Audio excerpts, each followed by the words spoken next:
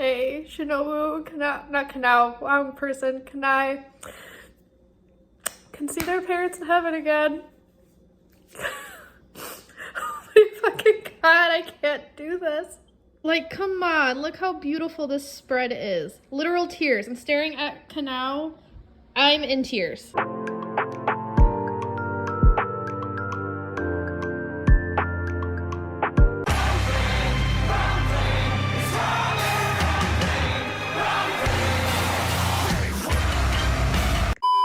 Oh, hey! Sorry for this bad angle. I am cooking right now. But I finished volume 19. And let me tell you, what a volume. I'm giving this a 5 out of 5. So the Doma fight ended a lot sooner than I thought. It ended within like 2 to 3 chapters, but Shinobu's death wasn't for shock value. My hands are so doughy. I have making potato noodles. But we find out that Shinobu was actually planned to die this entire time. That's because she is full of this wisteria poison that she was making with Tamayo. She had this plan with Kanao this whole time. She was telling Kanao, as soon as he eats me, you need to fight him. And Kanao's obviously like fighting back against that because she doesn't want to lose her basically other sister. But Inosuke and Kanao are able to fight Doma. And it's hard because he's creating like these ice sculptures of himself that have the same powers. It's super weird. Then we find out Kanao has like this special vision. She could like literally slow down her vision. And it's risky because she can cause herself to go blind, which she almost does. She can't see out of her right eye now. But Inosuke helps her defeat Doma. And y'all saw I cried. But before that, we get to see Shinobu talk to him and like some weird, maybe it's purgatory, I don't know, because she was waiting for him to die so that she could move on. And he called her pretty. He asked to go to hell with her. And I was confused at first because she said lead the way or something along those lines. And I was like, why is Shinobu going to hell? You know what I mean? But then we see her reuniting in heaven with Kanai, with their parents, and then, you know, on Earth, first of all, they talk to Kanao back on Earth, her and her sister, telling her she did well. Then we see them in heaven with their parents, and Kanao was crying, and then I was crying, I was sobbing, and I was sobbing for Inosuke because he's crying over his mother, because he's remembered Tanjiro telling him, like, oh, I bet your mother loved you, and girl, I struggled. I was a sobbing mess. I had to take a break. Also, Kanao finally got to cry because she mentions that she didn't cry at Kanai's funeral. She cries here. I love this girl. I love seeing her grow as a character. She's definitely has one of my favorite character growths in this whole series. But I do want to go back to the author's issues with showing and not telling. She showed us in a Taisho secret that she didn't really get along with Tamayo. She didn't like Lady Tamayo, but like she got along with her anyway for the sake of this mission. But I'm upset that we saw that through a Taisho secret and not like an actual chapter. I don't know. She writes the story really weird. Like a lot of things are told to us through flashbacks. There was no foreshadowing that would work, and, you know, things aren't hitting the same. I know I talked about that already, but I wish we saw more of Shinobu and Tamayo interacting. Like, especially because I mentioned earlier in this video that I noticed in the anime their character designs are very similar, like when it comes to the color, like their color schemes, I should say, when it comes to like the color purple. And I was like, ooh, I wonder if they're gonna, you know, interact later. And yet here they are. They're like working together to poison demons, and we don't actually see that in action. We have to see it through a Taisho secret, and that's a little disappointing. I will say I read somewhere though that monarch butterflies are actually poisonous when you eat them, and she's the butterfly Hashira. Love that. I found it a bit strange that the serpent Hashira Iguro is on the cover, and yet we see him for like not even half a chapter, because they come across a new upper rank 4. It's the strumming demon, so I guess she got a raise. And then Madu Tokido, we get to see him again, and we finally get to see upper rank 1 in action. And it was mentioned that Tokido is related to one of the first breathers. Lo and behold, he is related to upper rank 1. He is one of his descendants. They start fighting. Apparently moon breathing is a thing because that's what this dude is doing. And this upper moon is so interesting because he like weirdly respects everyone involved. He still wants to eat them and defeat them, but like it's not like the others where they were jesting the whole time and like purely hated them. He really does respect these people. He uses that transparent world thing, and he has the demon mark too, but he's able to defeat Tokido. Tokido's not dead. He is just literally has a sword through his body into a wall. But Genya tries to help, and this upper one is like, nah, I don't want you here. Chops Genya in half. We also find out 300 years ago another person was eating demons, but Genya doesn't die due to, you know, his thing. And then Sanemi comes and helps Genya. Turns out he loved Genya this whole time. He's not angry. We find out, okay, so earlier in the series, that one guy, Kiyoshi, he has that special blood, the Morechi or whatever it's called. When Hashira does have that, we get it verified here. And so upper rank 1 is like, what the hell's happening? This has never happened before. But we get a flashback of Sanemi. He's like, after I killed my mom, I was killing other demons using my blood. He meets someone in the Demon Slayer Corps, joins, that friend's dead. He actually did not respect the master at first, which is hilarious because early in the series, when Tanjiro first meets Ubayashiki, Sanemi was like the #1 supporter for the master. You see a little connection with Shinobu's sister, which I thought was kind of cute. But his entrails are threatening to fall out of his stomach, but he pushes through, and upper rank 1 notices. He's like, wow, I never fought a person like this. And then the really hot guy, the Stone Hashira, comes. He has a special like chain, so we have like a ball with spikes on it on one end, the axe on the other. He's able to wield them both. And they're made out of a special iron. He can cut one sword, which grows back because it's like made out of him. It's made out of demon flesh. Disgusting. It has eyes on it. Ew, weird. But the sword cannot cut this pure iron. But the volume ends with Guillaume doing this, and he has like dark marks on his hands, on his arms, sorry. And I'm assuming that is his demon mark. And y'all, this was just a really good volume. So much went on in this volume, like emotionally, that I feel like I didn't cover all of it. But I feel like you guys get the gist. So I think I'm going to leave it at that. Shinobu, I'm glad we got to see her again. And something else I like, we get a tidbit of Tanjiro and Giyu together. I like that we have Tanjiro and Giyu together again, considering that's how the series started. So it's kind of coming full circle. But yes, I'm glad I got to see more of my favorite character. I'm glad I got to see more of her like after death, and she wasn't just thrown to the wayside like that. I'm a little scared for the Love Hashira and the Serpent Hashira, just because they were kind of like in peril a little bit. They were getting their asses beat. I think the only one right now I'm not too worried for is Guillaume, is the Stone Hashira, because he's got it together. But I'm probably just jinxing something. My water's boiling. Great volume. I'll see y'all soon. December 7th, Sleepy Carmine. Volume 20.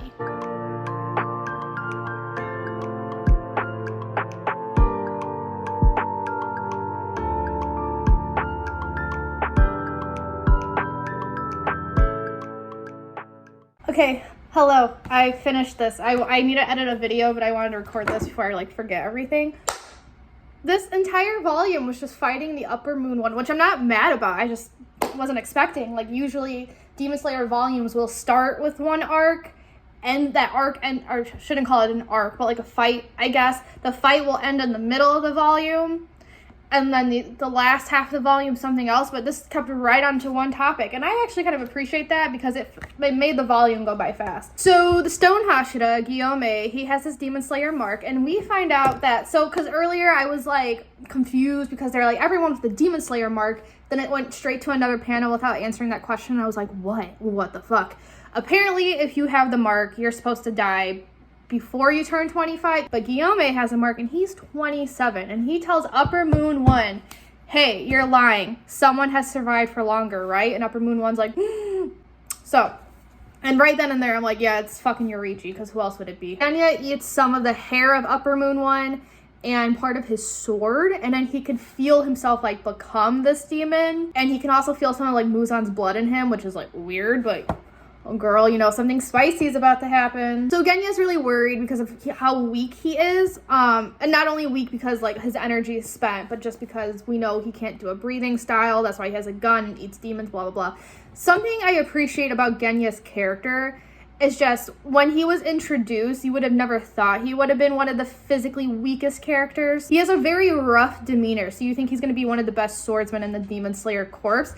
And I kind of like how it's the opposite of that. And I'm also a sucker for when a weak character learns to overcome that. Like Shinobu, she's also physically weak. She couldn't cut through people's necks, so she invented a poison. You have Genya. He's weak, but he still wants to be a Demon Slayer. He still wants to be part of the Demon Slayer Corps, so he found a way around that. And at this point, Upper Moon 1, he has swords coming out of his body. Tokito's basically slashed in half, but he's like, I can't let go of this sword. Genya shoots his gun, and it really does affect Upper Moon 1 just because he's being shot with himself. A tree grows out of him. Everyone else is trying to cut him. And we have a flashback to an older Yoriichi who's in his 80s. And it is confirmed that Yoriichi is in fact the only one with the mark who survived past 25. And we find out he is Upper Moon 1's twin brother, which I kind of saw coming. I was spoiled for Upper Moon 1's design. It's like literally everywhere on Twitter. At this point in the anime, I have already met Yoriichi, so when I saw Upper Moon 1's design, I was like, okay, they're gonna have a connection. It reminds me of Tokito and his twin, just because Tokito is a descendant of Yoriichi and the Upper Moon 1. And it's also kind of like a parallel to Tanjiro and Nezuko, because here's two sets of siblings. One's a human who's a demon slayer, the other is a demon. And Yoriichi's so powerful, he almost defeated Upper Moon 1, but he died standing up. And Upper Moon 1 is humiliated by that. He has to live with that.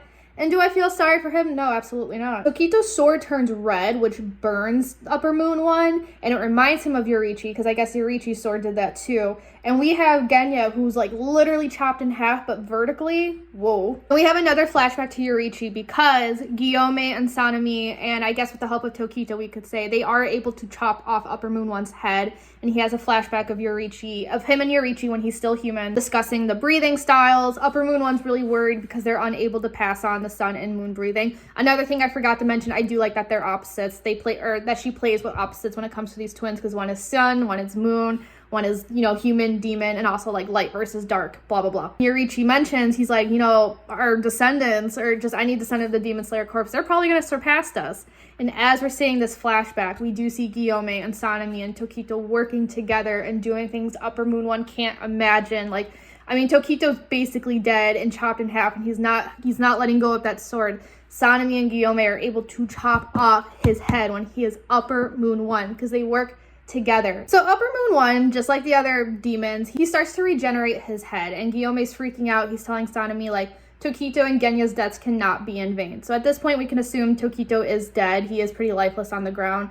Genya's hard to say. I think where we're at right now, he's technically alive. Just his blood demon art is fading away. And once it fades away, he is going to be killed, because where he's at right now, his body can't be put back together. And then Upper Moon 1 morphs himself into this ugly ass thing, and he's getting ready to fight, and then he sees his reflection. He's like, am I truly that ugly? Have I just become a monster? The Upper Moon 1, he's disintegrating, and he's like, oh my god, which I find hilarious. Like, he's so ugly, that's what makes him disintegrate. He's like, oh my god, did I do all this to, like, have I just thirsted for power so much I'm a monster now? And then he's like, no, I just want to be like Yoriichi. So then we have a flashback, and we finally get to learn more about this man. Because for the longest time, this author just kept mentioning this man, but we didn't see him in action. And it's like, do you know what you want to do with this character? But we finally get to see more of this man. And like I said, they are twins, but Yoriichi was born with his demon mark in the same vein that Tanjiro was. And everyone was freaked out by it. He was going to be killed, but the mom stopped it. So the dad decided that Upper Moon 1, he was going to be trained to be a samurai, while Yoriichi was going to go to the temple at age 10 to become a priest. But one day while Upper Moon 1 is training, Yoriichi says he wants to be like the second best samurai, you know, after his brother. So Yoriichi goes to one of his training sessions, and at 7 years old, he's able to knock out the trainer. So the dad decides to train him too, but then Yoriichi's upset because he doesn't like hitting people like that. And Upper Moon 1 just doesn't understand that, because he wants to be the prodigy that his brother is. Later, Yoriichi comes knocking on the door and says, hey, mom's dead. So he leaves basically without a trace. They thought he was going to go to the temple because that's what he said he was going to do. But the priest from that temple was like, no, he's not here. And just a tidbit, because Upper Moon 1 was like, oh, my brother's a weakling. He keeps clinging to my mom. He can't be special. But we find out he was supporting the mom because the mom had an illness in her left side. And what a good man. So it's hinting that Yoriichi was always a good man who always wanted to help people since he was younger. Upper Moon 1 becomes a samurai. Yoriichi comes to save his ass, and he's like, whoa, what were you doing all these years? The Demon Slayer Corps, let me join. Abandons his family. So at this point, this is when I kind of get the hint that Upper Moon 1 was never like really a good person, at least in my eyes. He was always very selfish. Everything he wanted to do was for his own gain. Because he gets the mark, he finds out that he's going to die and has no future, and that's why he becomes a demon. Muzan comes up to him and he's like, you can live forever, you know, if you're a demon. You can learn all the breathing techniques you want to learn and use them. And Muzan actually even said, he's like, I want a demon who knows the breathing techniques. And I'm assuming that's why Upper Moon 1 became number 1, just because he's like on par with the Demon Slayer corpse. But Yorichi's still better than him. He's the only swordsman that Muzan can't defeat. So Upper Moon 1 still hates him, and he slashes the old man's body in anger and finds out that Yorichi kept the flute that he made for him back when they were 7 years old. And I was like, oh, so cute. And then in death, the Upper Moon 1 is kind of having a crisis. He's realizing he abandoned all these things, like whether it was his family, humanity, killing his own descendants, just trying to be someone, and he never achieved the person he wanted to be. You can argue he became someone. I mean, he became one of the highest ranking demons, second only to Muzan. So that's kind of how I took it, but just because of how just because he did die in the end and could not surpass his brother, I see why he's thinking of himself as unable to become anyone. As he fades to ashes, we see that he kept the flute he made Yorichi, and the volume has ended. Even in death, he's like, why can I not be like you? Why was I born? This was a pretty good volume though. Like I said, I really liked that the whole thing was one single fight because it was just continuous and it made it feel shorter than it actually was. But yeah, I had fun with this volume. I'm kind of sad to see Upper Moon 1 go. He had a very creepy design, but I wanted to see more of it. I wish we see more of these characters throughout the story. The author has a very weird way of introducing things, because there's some things that are foreshadowed. Like, for example, the demon mark. Like, Tanjiro had that from the beginning and didn't really understand why he had it. She introduced it in such, like, the smallest ways, which I think is clever. When she introduces foreshadowing the smallest ways, it's great. But then she has other moments like this where things are just introduced like in flashbacks, or like we see Upper Moon 1 for the first time in this fight, and like we've never seen him before. So it's like, who is this man? Why do we care? There's just certain times where you can tell she's very much writing and thinking of things as she's going and didn't really necessarily outline everything. I don't know if that's true, but that's just what the series reads like. Not necessarily a bad thing. I mean, because I just finished, like, obviously I don't hate this series. I'm volume 20 out of 23. So, like, some things I can forgive, but it's just an observation that I'm making. And then 2 things I want to know at this point. The earrings. Yorichi has these earrings. How did Tanjiro get them? Is he related to them too? And Nezuko. Where's my girl Nezuko? I know she's hanging out with you. I think she's hanging out with Tanjiro's teacher from the beginning of the series, but it's like, you just dropped this bombshell on us that she can hang out in the sun, and then we never see her again. And like, I guess we don't necessarily need to, because I know she's more so like a catalyst to get the story going. She's not necessarily a character here for development, if that makes sense, but like, I still kind of want to see more of her. I absolutely cannot imagine what the last 3 volumes are going to entail. This is a very, very long arc. I've heard of this arc before, the Infinity Castle arc, when people were talking about it on Twitter. I just wasn't expecting it to be a multitude of volumes long. That's all I have for today. It is Thursday, December 7th. The next time I will be reading a volume, well, hopefully, if I remember, be Monday, December 11th. So I'm going to peace out. I'm on my way to see the new Studio Ghibli movie, The Boy and the Heron.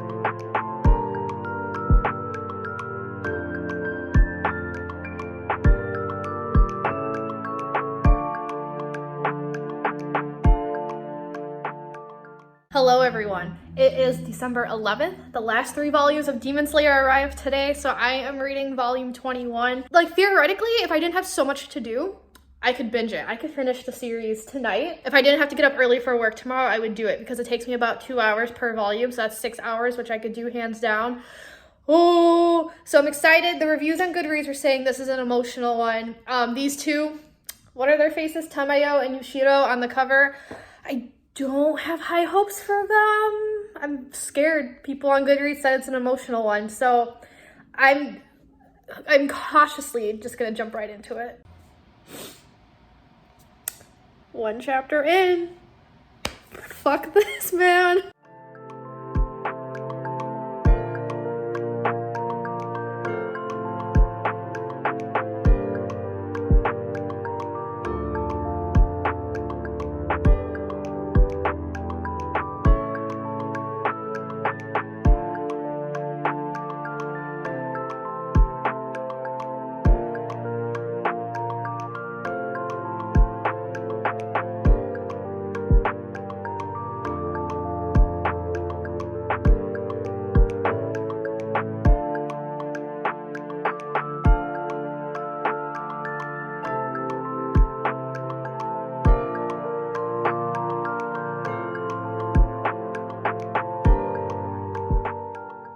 Okay, the sun is like unbearable today, but it is Thursday, December 14th. I did finish this. I knocked the fuck out after I finished it. That's why I didn't update. But let me do a quick update. I did give it 4 out of 5 stars. What a very action-packed volume. So Muichiro has unfortunately died, which I figured from the previous volume, but it was just, I don't know, like a punch to the gut having it verified, especially with Guillaume crying. 'Cause I mean, he's always crying, but like, that's my favorite trope. These like big tough guys when they're so like easily emotional. Love it.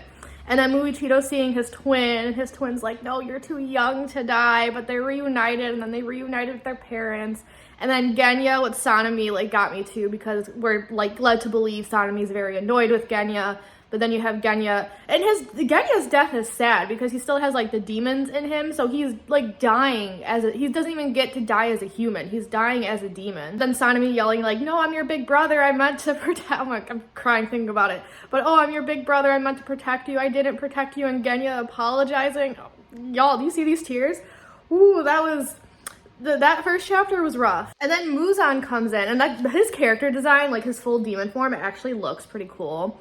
And like, hear me out. Hear me out. He's killing everyone in his wake. He killed Tamayo. I wasn't expecting her to just have a sudden death like that. Like I thought we were gonna go through an emotional roller coaster like we did for everyone else. But Jesus, just slammed her head against a wall. And poor Yuichiro. We have Ubuyashiki's-san having self-doubt, so his sister slaps him across the face. But I feel so bad. Like that, and he's only 8. That's a lot to take on for an 8-year-old. But I think he's doing a fabulous job given the circumstances. We're led to believe that Kanroji and Igoro, Obanai, whatever his first name is, we're led to believe they're dead. And I was like, ain't no way y'all had an off-page, off-screen, off-page death like that. And I was almost fucking pissed that that's how it went. But nope. Surprise, they're still alive. Yushiro is covering the upper rank demon's one eye, that's her singular eye. So they force Muzan to the surface because the building explodes. Also, Muzan has like things flying out of his back. Gross. But like, we love to see it. We love to see a powerful demon. He regenerates really fast because they did stab him through the neck, but that regenerated before they even got the sword out. Tanjiro did throw his sword at his head. There's more battle up on the surface. Being on the surface is scary because they still have an hour and a half to go until sunrise, and a lot can happen in an hour and a half. But then all the like underlings died protecting the Hashira, and I'm like, oh, that's really sad because the Hashira is meant to protect you guys. That's emotional.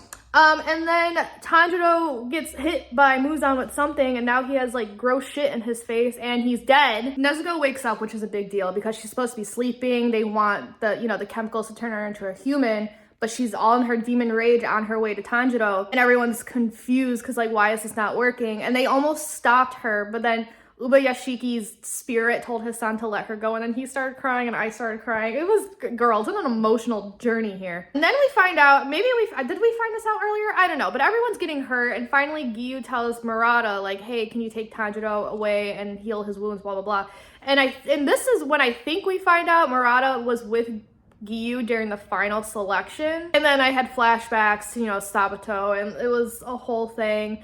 And I'm shocked Murata survived this long. And it's just so funny because I thought he was introduced as a gag during the Spider Demon arc. But I'm glad he made it this far. I'm glad we got to see him over and over again. Tanjiro gets an inherited memory, which is still like a mindfuck to me. I don't know. That like this part of the lore is really weird to me. But moving on. This whole time I thought he was going to be related to Yoriichi, but he's actually just...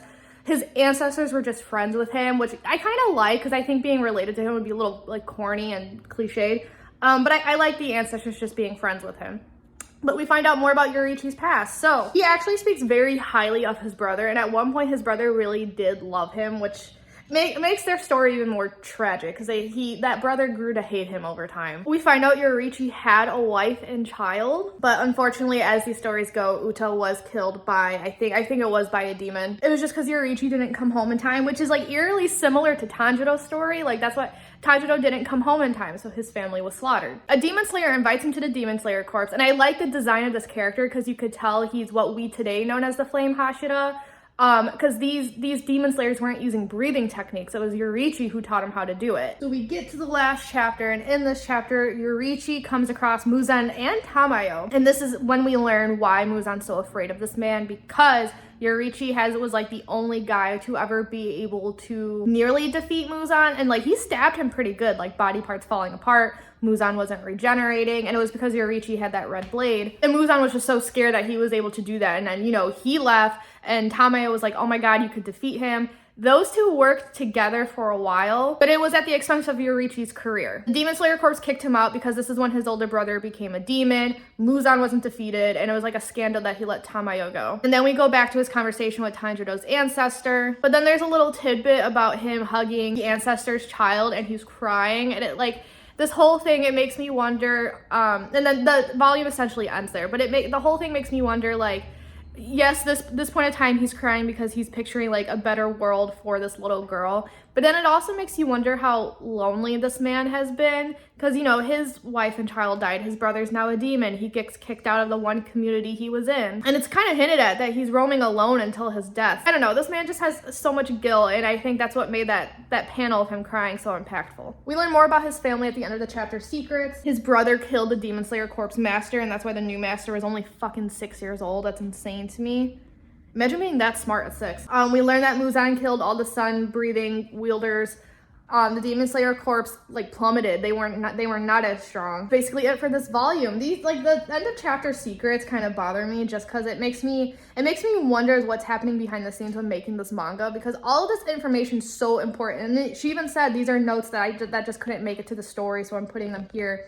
And it's like, why? Some of this is very important information. Like, I say this multiple times throughout this vlog, like the show, I wish there was more showing than telling. There's a lot of telling. We have to learn about a lot of things through either flashbacks or these whisper secrets. And I don't know if it's author's choice or the magazine's choice, because I know like the manga industry could be very intense, and a lot of the times authors want to do something and the magazine's like, no, you can't. And it kind of, I don't want to say it ruins the story, but it definitely changes the storytelling. But like I said, I gave this volume about 4 out of 5 stars, and today I am about to start the penultimate volume. What girl, where are we at? Volume 22. Look at this cover design, come on. And I'm gonna go finish making my coffee, add some milk and sugar, and get to reading. Another thing I forgot to mention before I dive into this, but it is said in one of those whisper things, shortly after Muzan came across Yoruichi, that's when the upper rank demons were created. He was so scared he needed bodyguards.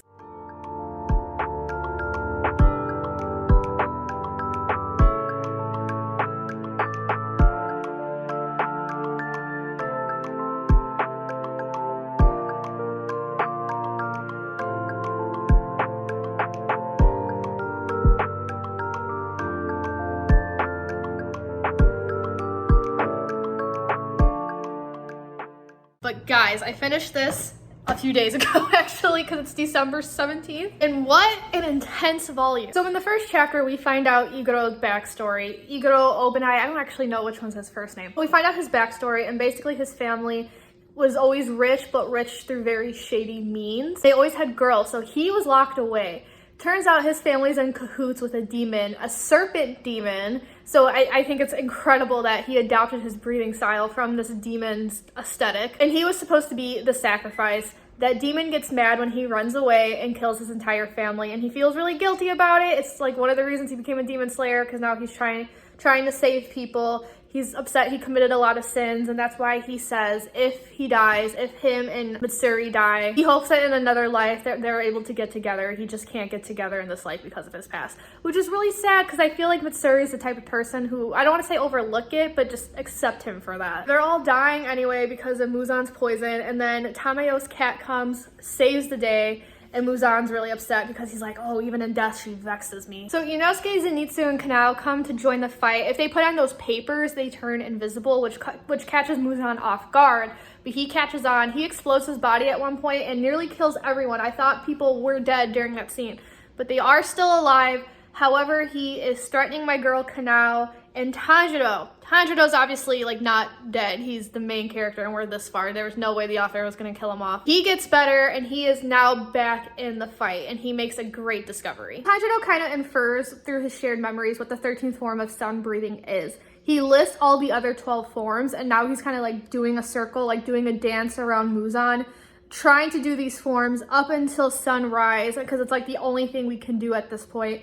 And at some point, this is when the 13th form comes in. But I know he infers at one point he should try actually stabbing some of Muzan's brains and hearts. I forgot to mention he has so fucking many, which I'm assuming that's why he can regenerate so fast. But at one point, Muzan comes to the conclusion, he's like, whoa, I can't regenerate as fast, I'm slow, why have I not killed Tanjiro at this point? Of all people, he's not even a Hashira. So he summons Tamayo from the dead. And she's like, hee, I'm not gonna tell you, you have to figure it out. And then we get another flashback of Shinobu and Yushido.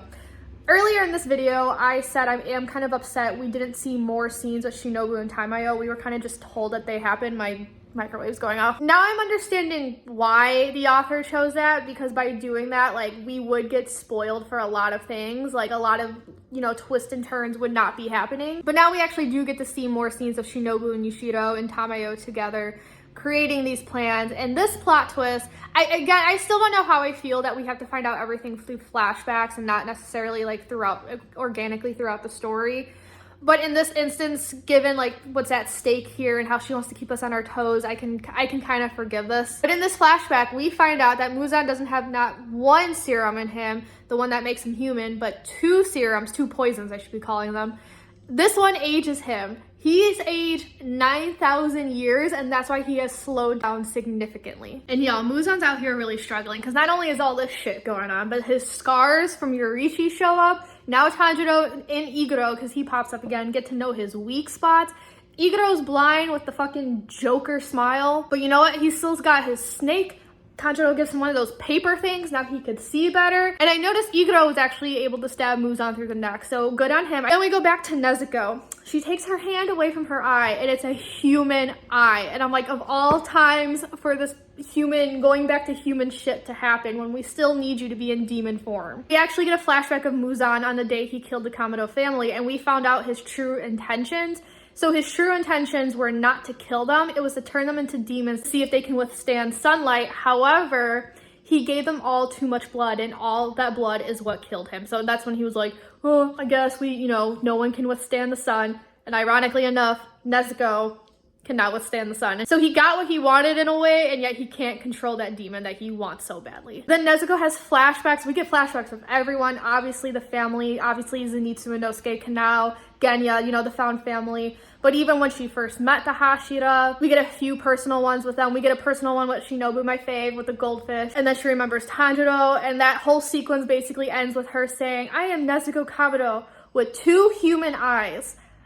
It's the last chapter, so I'm really worried about what's going to go on with volume 23. But back with Muzan and co, he's trying to divide, and Tanjiro's like, oh no, but Muzan can't divide. Why is that? Because not only does he have two poisons in his body, he actually has 4. So he has one that turns him back into a human, he has one that ages him, one that stops him from dividing, and then another one that causes cell destruction. So he is slowly dying. We have this awesome panel with Tamayo coming in. Tamayo is that girl. Like, she was introduced so early in the series, and who knew she was going to be this important?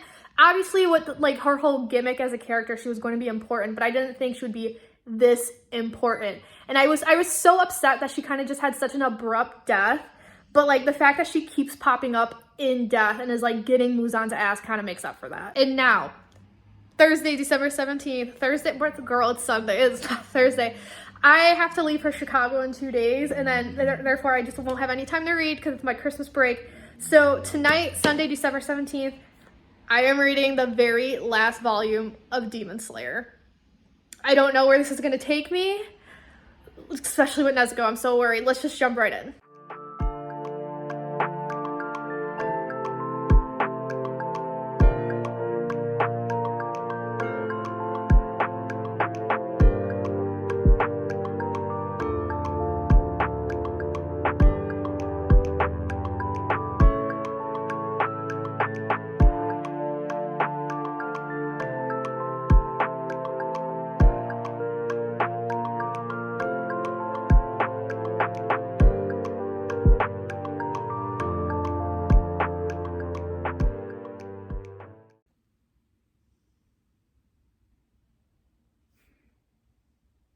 I finished.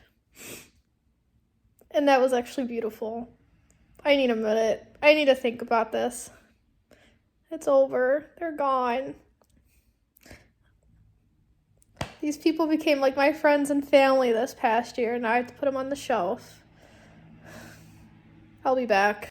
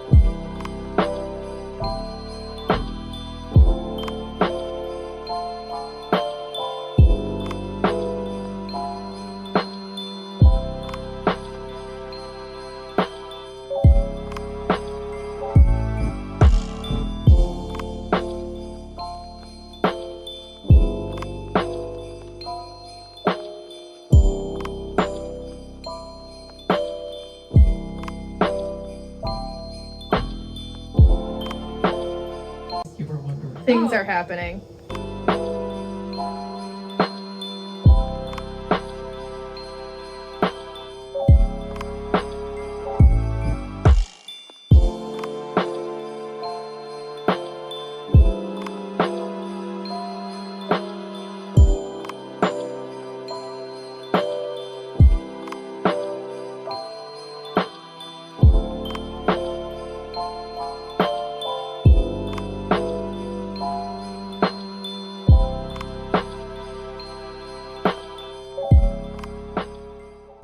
Hey guys, so long time no see, because you will never guess when I am updating this conclusion.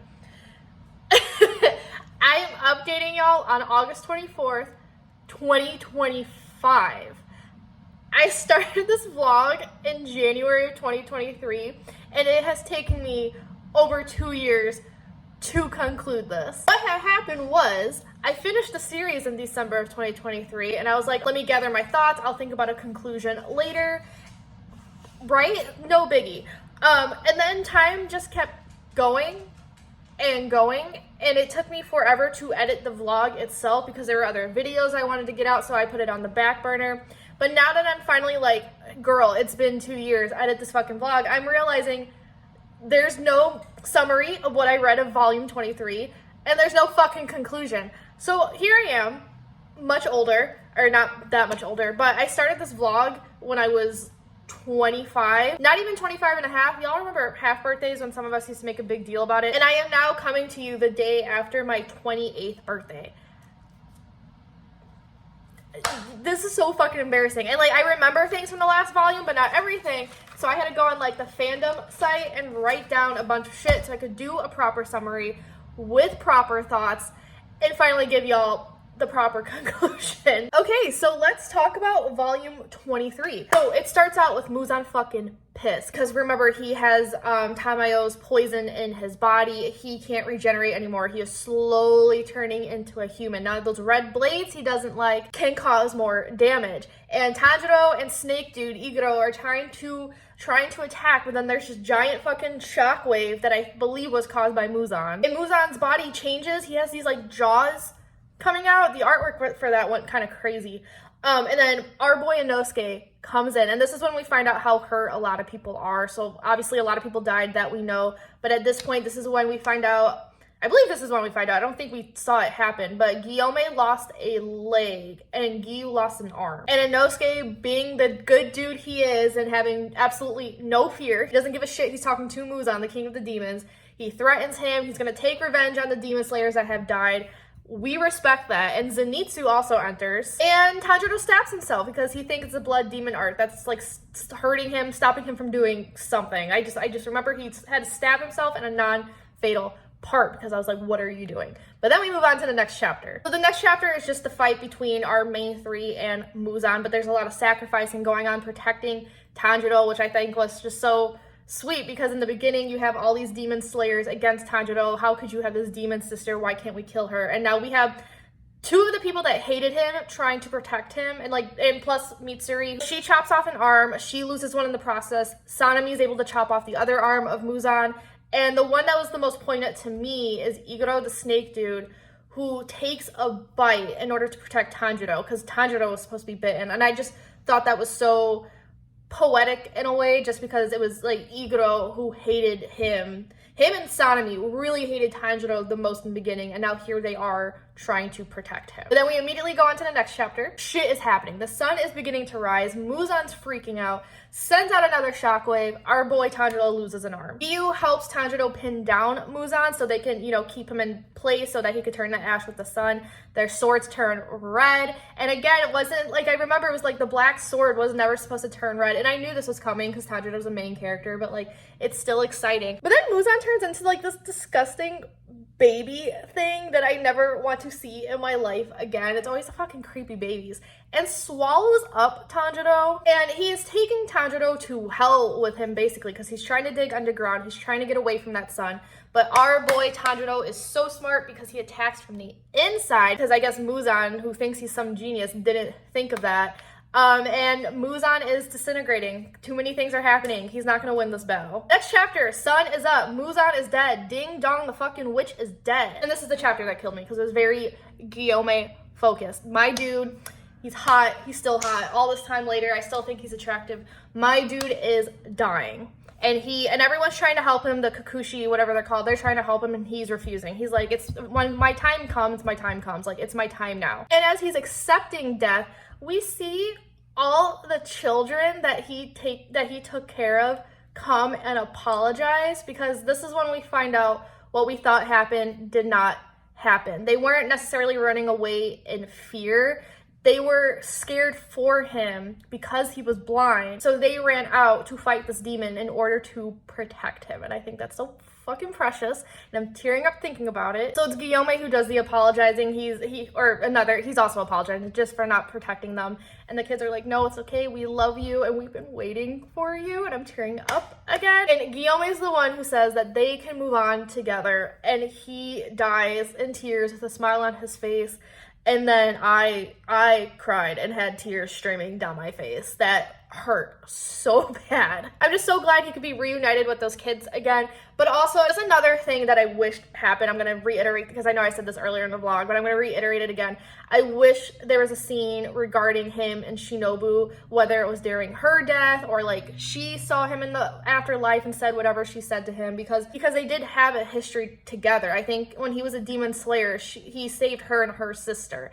And in one of the light novels, you could see some of their history together. So I wish we had that like extra moment with them. If I could add anything to this specific segment, it would be that. And then we have Mitsuri and Iguro, because God forbid we have a Hashira survive. They're all fucking dying, but they're in their arms. They're dying in each other's arms, because how fucking romantic.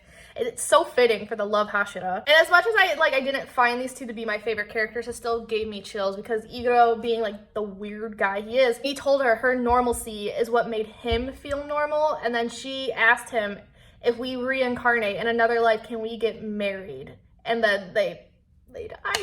And I'm like, that's actually a somewhat fitting ending for the love Hashira, especially because of why she joined the Demon Slayer Corps. She wanted a husband, and she didn't like literally get one, but she got Iguro, you know, so it still worked out for her. And then Sanemi, the guy I had a very hard time with when this all started, but now I'm having chills. He has a vision. So I don't think he's conscious at this point, but he has a vision of his whole family in heaven. He stays alive because he tries so hard to join his family, and it's his parents that are like, no. His mom tells him, like, you got a life to live. His father holds him back. So Sanemi is one of the two Hashira that get to survive, because the other one is Giyu. And while I'm trying to read this through my tears, my girl Nezuko appears. So we start a new chapter, and she's human. We got our goal. Tanjiro has reached his goal, but there's so many pages left. So what could possibly be happening? We have a little flashback with Muzan first, and he has a little soliloquy, whatever that word is. He reminisces about how death was always close to him as a human. So it's one of those like ironic things, like as a human, you know, he was so close to dying, he would die young, just to end up turning into a demon and living what could have been forever. He lived for over 1,000 years, so he got the long life he didn't think he was going to get. And here he emits those human feelings that Tanjiro was always talking about. That's what ended up conquering him. He thought humans were weak this whole time, and yet a simple feeling got him to die. And this is the chapter that fucked me up, because he accepted his fate. However, in order for him to move on, or think he could move on, he gave his blood to Tanjiro, and I was like, what? Tanjiro turned into a fucking demon. I would have never seen that coming, because this whole thing was set up to save Nezuko. So when she was saved, we got our goal. That's why I was so suspicious when we had so many pages left. What the fuck? Nothing prepared me for that. And now Tanjiro's demon form is just like Nezuko's. He can withstand the sun, so people don't know what to do with him. You got Giyu trying to protect people from Tanjiro, which, like, I feel like is a callback to how the story started. Because it started with trying to protect Tanjiro from a demon, from Nezuko, just for the story to end with Giyu having to protect everyone from Tanjiro. He protected Tanjiro and now has to protect people from him. That is such a good callback. And then you have Inosuke feeling his feelings. Like, it's always something with like these tough characters or people who put on a tough exterior that have these moments of just pure emotion and gets super emotional because Inosuke's the one that remembers a time when him and the boys would always pull each other back if they were going down the wrong path. So he wants to strike Tanjiro, but a happy memory is what stops him. Like, he can't do it. And I feel for him. Like, that is your friend. Like, the current form is not Tanjiro anymore, we can argue, but like that is still Tanjiro. Oh my god, I have to sneeze again for the 5th time. Okay, next chapter though. So Nezuko, this is another thing that like fucked me up about the story. So she hugs Tanjiro, which I feel like is another callback from the beginning, but I'll get to that. She hugs Tanjiro. She's telling him to come home. Zenitsu and Inosuke are joining her and trying to help her. But then Tanjiro, not only does he have Nezuko's demon form, you know, like withstanding the sun and shit, he also has Muzan's power, so he releases a shockwave. He has the bones flying out of his back. Am I getting sick? I just sneezed for the 10th time. This shit is crazy. So Tanjiro has gotten a taste of blood, and that's, you know, bad for demons. That turns them into their full demon form, and this scares Giyu. So he unfortunately now wants to kill Tanjiro but it's hard because he can withstand the sun. The red blades don't hurt him like they were hurting Muzan. I have to sneeze for the 11th time. So Tanjiro is indestructible and no one knows what to do. But Giyu does notice that Tanjiro is avoiding hurting Nezuko, which is another callback to the beginning, as we saw Nezuko recognize who her family was and was avoiding killing Tanjiro. And it's Giyu who's witnessing this once again. But our girl can now, and this just works out perfectly because, you know, they end up as a canon couple by the end of the series. She comes to save the day with an extra vial of medicine because Shinobu made it because she was worried Nezuko wouldn't have enough. And she charges at Tanjiro with Kanai's move, so she's learning, and injects it and begs him not to make Nezuko cry. And then we move on to the next chapter, and I'm trying not to sneeze for the 13th time. So the next chapter is Tanjiro with his human thoughts. He's begging God to return home, and Muzan's trying to dissuade him. And it's essentially because he's this experiment that succeeded, and Muzan doesn't want to see his success go down the drain. But Tanjiro's like, no, I have these memories. I need to go back. I have these very human memories, which is what life is all about. I need to go experience that again. And then I'm crying in the club over this one panel because it's his deceased friends trying to help him up. Are they pulling him up or are they pulling him down? No, I think they're pulling him up. But either way, crying in the club over Shinobu and Rengoku. And there's some back and forth between Muzan and Tanjiro I don't want to get into, but it can essentially be summarized as Muzan once again persuading him to stay a demon, because your ultimatum, now that you have the demon mark, it's either you don't live a very long life, or you could live forever. I feel like at this point, this begs the question, like, is it better to live a shitty life forever, or to, like, die young, but you had a great life in the process? Tanjiro does eventually make his choice, obviously, but in the process, he smells the wisteria flowers. He thinks it's Shinobu, but it's his sister pulling him up. There's some more back and forth. Muzan is telling Tanjiro, listen to the cries of the people. He's trying to tell him, no one's gonna like you after what you've done because you're a scary demon, you hurt people, blah, blah, blah. But more and more people are proving Muzan wrong because more and more people are reaching out to Tanjiro, trying to pull him. I love the imagery too. Like, you don't know if this is like literally happening or if it's in Tanjiro's head, at least from what I can remember. But like just the imagery of that, it's like a metaphor. When you're talking to people, it is a metaphor of extending your hand and trying to pull them out of whatever hell they're in. And then Tanjiro regains consciousness. Everyone cheers because I think at this point he is human. Zenitsu's a fucking creep and announces Nezuko as his wife, and she's like, what the hell? And I do know they're canon by the end, and I'm not too happy about that, but whatever. Now wakes up and Tanjiro says he's happy to see her. And then the chapter ends with Yushiro weeping, which was actually kind of nice to see in a sense, given how angry he was earlier in the manga series. And he, a demon, is the one that announces it's all over. Next chapter, I think we're on the second to last chapter. I still got 2 more pages of notes to talk about, but the next chapter, 3 months pass and Tanjiro wakes up in the butterfly mansion. The cherry blossoms are blooming, so it is spring. Spring is for new beginning, so I do like this touch because now that the demons are dead, everyone's recovering. It's a new beginning for these people. And Tanjiro has his own scars. His left hand is just completely shriveled and he can't use it, and he's blind. He's blind from his right eye. And I believe isn't Kanao blind from an eye now too because of like how she stressed herself? Yushido tells Tanjiro he admires him. So character development given their tense relationship in the beginning of this. And something I did like, Tanjiro asked Yushido to stay alive even though he's the only demon, but it was in order to keep Tamayo's memory alive because she had such a huge hand in this. But eventually all the humans are gonna die, and if Yushido dies, there's no one to remember that. There's no one to remember who started, did she start it? Who had a major hand in creating this world peace? And I do actually like this idea that we've seen before, but I'm glad Demon Slayer brought it back, that memories are what keeps people alive. We do have the final Hashira meeting with Yuba Yashiki's son. Rewatching some of those clips and just like not knowing this character's name was so funny.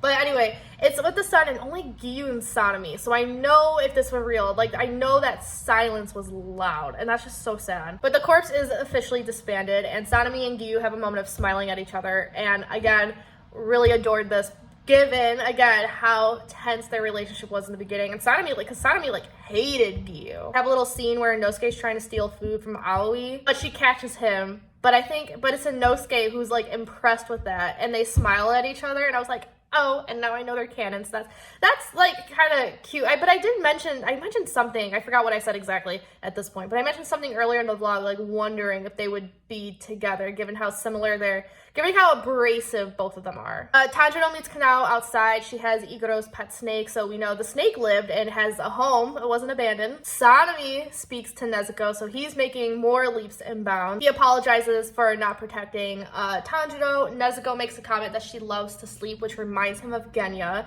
He pats her head, and I'm glad that those two were able to end on that note. So at first it's our main trio of boys, Tanjiro, Zenitsu, and Inosuke, and then Nezuko that go to the Kamado house. They pay respects to the family, and then I teared up because Nezuko and Tanjiro can feel the family welcome them home, and we see the family there, and bitch, I can't. And then the chapter ends with Tanjiro wishing for everyone to have a happy and peaceful life. And then we move on to the last chapter, which takes place years later, and we see a bunch of people's reincarnations. So we come across not only reincarnations, but also descendants. So we first meet, there's a lot, I wrote down everything because I just wanted to remember it.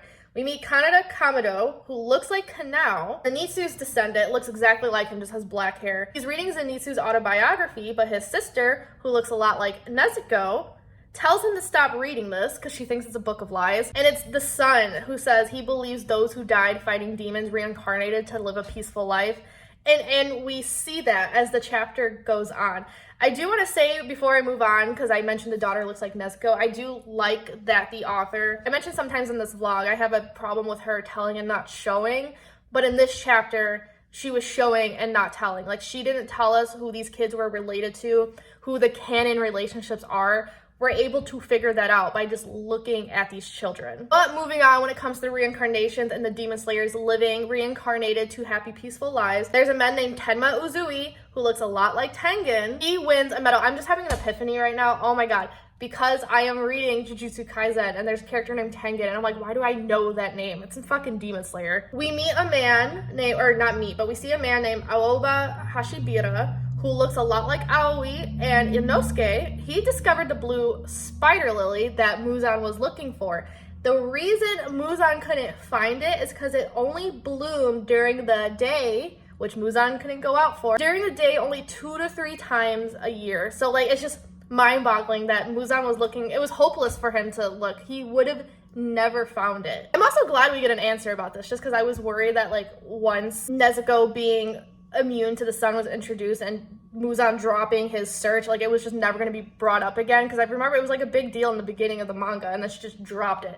But I'm glad we got answers. We see baby twins and strollers. They look a lot like the Tokito twins. We pass by 2 girly students, and they look a lot like Shinobu and Kanai. There's a kindergarten teacher that looks a lot like Guillaume, which I think is so fitting for his descendant reincarnation, whatever, just because like he helped kids, he helped young kids, and now he's still helping them. We love to see it. There's a diner with snake decor and giant serving sizes, so I wonder who works there. Then we meet a character named Sumihiko, who looks a lot like Tanjiro. He wakes up and like parkours to school. On his way there, he passes 2 elderly men that look a lot like Grams and Yorokodaki. And Ubu Yashiki is the eldest living person in Japan. Because remember, the Ubu Yashiki clan, the men were dying super young. Kagaya was like, I think 23. So I love, now that Muzan is gone, the family's no longer punished. And to make it even better, the Yuba Yashiki in question is his son. who we got to meet as a little 8-year-old. Sumihiko passes Haga Nezuka's store. He passes 3 girls that look a lot like Sumi. What's her name? Kyo and Naho. So like the 3 girls that were working alongside the Butterfly Mansion alongside Aoi. Sanemi and Genya's reincarnations, they're police. He passes 3 children, all of which look like Giyu, Sabito, and Makomo. So I'm glad in like a future life they're able to be friends again. This really weird guy named Yushiro is a famous painter, and a lot of his paintings look like a very specific woman who we know as Tamayo. Sumihiko meets up with Senjuro's descendant. This one I wasn't sure if Senjuro Rengoku, if this was supposed to be a descendant or a reincarnation. But they have a teacher who looks a lot like Murata. In Nosuke's descendant, he makes a comment that he wishes he could live in the mountains. You know, like Inosuke grew up in. So it's like so interesting. And Inosuke grew up in the mountains, and then his descendants grew up in what I presume is a city. We see Sumihiko's mom get a call about him, and then while she's talking off panel, we zoom in on her wall. And on her wall, we see Tanjiro sort his earrings, and they're framed, and a photo of everyone who survived. And after that, we have a montage of the survivors living their peaceful lives that they deserve. They definitely deserved after all that fucking trauma we went through together. And then there's a monologue of everyone wanting to save others, and we see like Rengoku, Shinobu, and all that. We see panels of them. They want everyone to save others, and they are also asking us to live good and happy lives. And that is the end of Demon Slayer. So that final monologue actually like got to me, because it's these people who sacrificed their lives for the rest of us. I'm going to include us in this because I went through this trauma with them just so we could live the lives we have. Let me read through my final thoughts, and then I can make like a cohesive ending to this. So, final thoughts. I initially was super shook. Do we still say shook nowadays? I was shook because I just could not get over that this series started with Tanjiro trying to save Nezuko, and it ended with Nezuko saving Tanjiro. I loved that flip of the narrative. I thought that was done, despite the grievances I had with the early writing where I thought the pacing was kind of choppy. Like, this author truly found her footing as the story went on, and I thought that flip of the narrative was seamlessly done. I said a few times throughout this vlog that I love the character designs, and I still do. I'm still really impressed by them. I thought they were clever. I thought this author was really good at parallels, especially when it came to the obvious one, like Daki and Gyutaro, and Nezuko and Tanjiro, but then also other parallels where you have Gyutaro versus Uzui and their designs and what they represent and who they're trying to protect. I don't know if this is purposeful or if I'm just thinking too deep into the series, but I feel like one of my takeaways from Demon Slayer is that it could be an allegory of trying to overcome your inner demons. I mean, like, yes, you have it in the literal sense when it comes to Nezuko, but given all the monologues in this, especially in that last chapter when it's Tanjiro trying to talk to himself, I feel like we could use this as an allegory, a metaphor, whatever word that is, and we could use it as a pep talk for ourselves if we're ever struggling with something. I'm glad we got to see everyone so happy after how far they've come, whether it's like the literal characters, like we got to see Gyu just chilling, or if it's their reincarnations and descendants. I'm glad Zenitsu's descendant was right, that the Demon Slayers ended up having peaceful lives. And I know this can be kind of controversial because a lot of people on social media, I have since deleted Twitter. I know I mentioned Twitter a few times in this vlog, but I have since deleted it. So I don't go on it anymore. I don't know what the general consensus is anymore. But at the time, I know a lot of people were saying like Muzan isn't like the best villain. He's kind of generic. But I actually really liked Muzan as a villain, just because I find in other like anime and manga, sometimes villains have redeemable qualities, which I don't think is a bad thing. I'm always a sucker for a sympathetic antagonist, but Demon Slayer was already so full of those when it came to the other demons that I'm glad that Muzan was just like a pure evil guy. He didn't want coexistence. He was a bitch when he was human. He was a bitch when he was a demon. He killed just to kill, just to gain more power. He only thought of himself. He didn't even care about his upper moons. Everything he did was for his own gain, and he felt like a truly pure evil guy, which made him seem like a more dangerous threat. So his downfall and his final defeat was extremely satisfying. And I did like that this had a bittersweet ending. Part of me was sad to see that in modern day they don't remember demons. They don't remember what their ancestors did. If I wanted like a pure happy ending, like, yes, I want these people to remember what Tanjiro and Ko did, especially after they suffered so much. And then because it could also be a callback to what Tanjiro said about memories, like memories keep people alive.